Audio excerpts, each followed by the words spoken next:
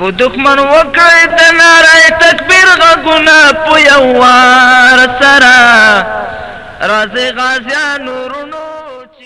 الو وعلیکم السلام مجاهد افغان ښې جوړې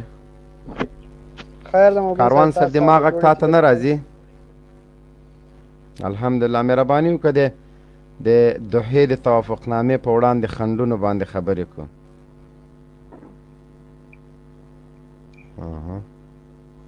مبین صاحب زما پوښتنه وړوکې پوښتنه وکړه وایه مهرباني وکړه.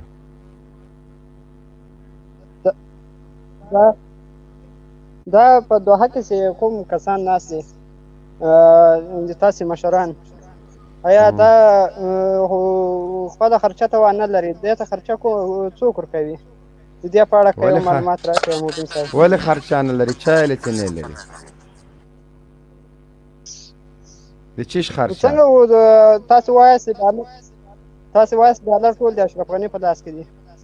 څه شي د اشرف غني لاس کې دي؟ څه شي د اشرف غني لاس کې دي؟ ډالر د اشرف غني لاس کې نه دي، ملې په لاس کې دي. ډالر د اشرف غني لاس کې دي. اشرف غني خپل یو سوالګار سړی د هغه ډالر له کومه که؟ ښه مبین صاحب نو تاسو ته ډالر بیا له کومه راغله؟ مونږ ډالر نه دي، مونږ د قطر پیسې دي، ریال دي ریال. پیژنم ریال څوک دا خرچه څوک ورکوي؟ د دې په اړه معلومات راکولی شئ؟ زه یې ورکوم زه. ښه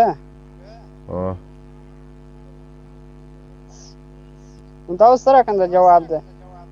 دا څه رقم چې څه رقم سوال ده دغسې جواب هم ده نو. نو دا سوال ده او ته یو جواب خو راکړه. دا څه رقم سوال ده؟ خو دغه د جواب مې درکړه زه یې ورکومه. خرچه وایه ثبوت غواړې؟ ثبوت خو خامخا غواړم. دوی ته څوک خرچه ورکوي؟ صحیح خو زه یې ورکوم. څوک ورکوي؟ ما ولېږه ټول قطر پرېږده د ما ورکړي. دا خو څه دومره خرچه نه ده، خو ټول ما لېږلي درته مې لباس دغه سوال او دغه جواب لیونیه. مونږ درته وایو مخکې ځه مخکې دې چې زده دي که نه. السلام علیکم انجینر صاحب. انجینر صاحب اورې؟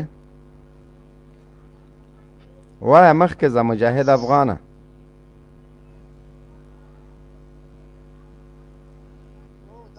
دا تیار ما د دې سوال جواب راکړه. نو خو دغه خو مې سوال جواب درکړه. اوس ته ضمانت غواړې؟ خرچه ده زه یې ورکومه. مخکې ځه.